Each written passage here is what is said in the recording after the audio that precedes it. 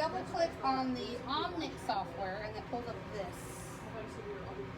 And usually it has, usually it will say accessory inserted, and if it's the silver plate, it's this one, the ATR Diamond, and you hit OK. So before you run any samples, did you want, you want a powder? Oh. I think a powder. Okay. She's like, We were like, we just used that. Oh, yeah, EDTA. Okay, yeah. And so, first thing you do is you want to make sure system status is green. If for some reason it's not green, you have to figure out why, because that's important. Something's wrong with the machine if it's not green. But then the first thing before you run any samples is you always do a background collecting. And that just kind of like... Is that like a blank? Yeah, it's like a blank. Okay. And so it'll run and it will look something like this. It's just it's on the plate with nothing on it, so it's just your plate. Okay. So usually what I do is it runs, and then it will say when it gets done,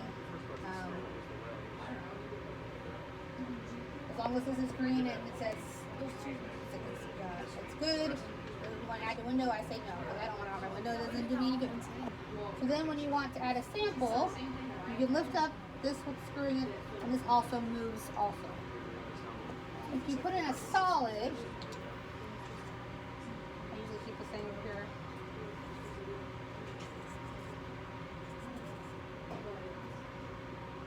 You have to be,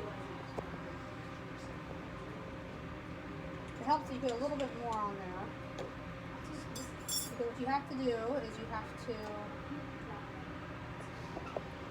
actually press the solid down. So if it's a liquid, you don't have to put it in the liquid. You can just put it above the liquid. But if it's a solid, you have to Squish it. Squish it a little bit. Okay. And so you want to make it solid. So it helps put enough in there so that way when you squish it, it's still there instead of just like moving away.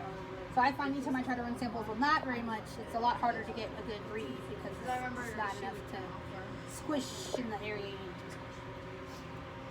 So then you hit collect sample. You can name your sample. So it says EDTA. Okay, and then it will be like, make sure there's a sample there. Yes, there's a sample there. It's okay. It double checks for you. Like for some reason you forgot to put your sample on there. Are you sure you have a sample?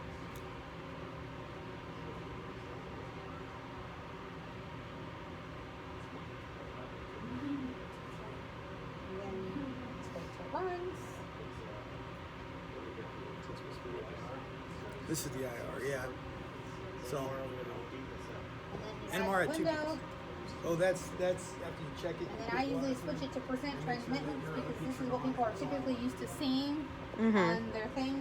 For some reason it doesn't do this automatically, and when I asked about figuring out how to do that, nobody ever told me why we could do it that way, but I just switched it. And what did you press to change to that? It was process. Okay. So normally they, for some reason they show it as absorbance, and so I just changed it. Because this is what you're typically used to seeing. Then if you want to compare it for the library, you want to do your library setup. And so if you want all of them, you can click all and add, and this will search all of your libraries. If you want to be specific and you want to just pick certain ones to look at, you can search through here. You can pick that, but usually you start with all. And then you hit search. And this might have a good match at all, but I think it's possible we don't have this one in the library then. Ammonium diamine tetraacetic acid? No.